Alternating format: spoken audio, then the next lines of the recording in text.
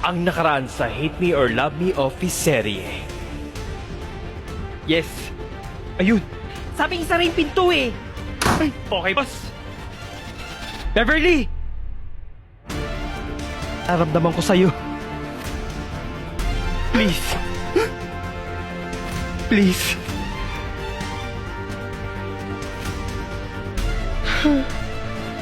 Alam mo nang tungkol sa akin. At klaro pa rin sa utak at... Nakunan ko ang lahat, Dave. Anong ginagawa mo sa boss baby ko? Umanita ka sa akin.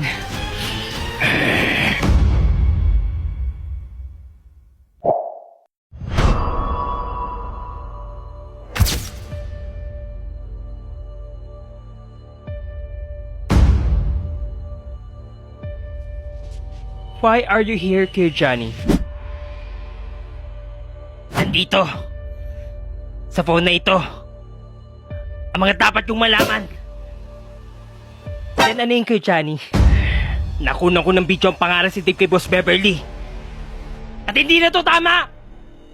Matagal na itong ginagawa ni Dave kay Boss Beverly. Dapat lang matigil ang mga plano niya sa Boss Baby ko. Kay Boss Beverly. Tagalin niyo na siya! Oh, that's a tea, Kuya Johnny. Kalma.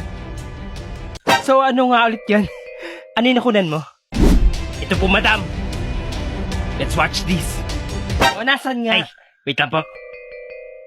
Ito po, madam.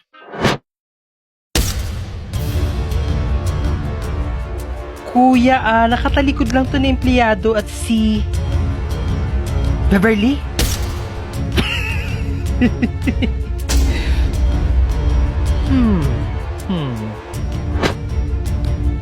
Hi, Peter. Pwede magpa-double check ng footage last Friday? Tama po, last Friday? Yes, Peter. Bali, double check muna namin to, madam. Makakabalik na ako sa taas sa wakas. Balikan ka po namin agad. I already coordinated this one sa security team. Ay, yes, Peter. Bali, meron po talagang nangyari. Pero wala naman pong naging harassment sa video. I think meron po silang issue personally. Yun po, madam. Okay, let me handle this one to talk both of them. Thank you, Peter. And to you, Kuya Johnny. Yes, madam. I'll transfer you muna sa basement. At bakit, madam? Cause you failed me again. Bakit ka gagamit ng phone sa oras ng trabaho na dapat ang hawak may map? Dahil may nangyari! It's unethical and not professional. And it's their privacy. So kung anong pag-usapan nila personally, it's not our business at all. But I'll talk to them personally. But for now, I decide you to move sa basement. Pero, it's my decision, kuya! Para na di matuto ka sa lahat ng mga pinaggagawa mo. So I ask you once again, take it or leave this company now. Ah! Gusto ko lang naman protektahan yung boss baby ko eh. Huh?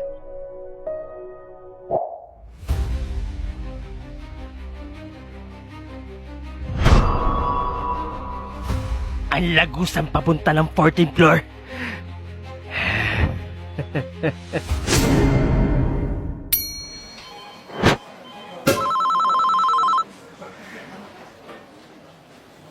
Please, Beverly.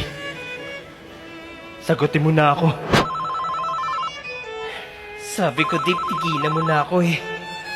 Hindi ka taga-titigil ah. Diyan na nababagay sa'yo. Sinungaling.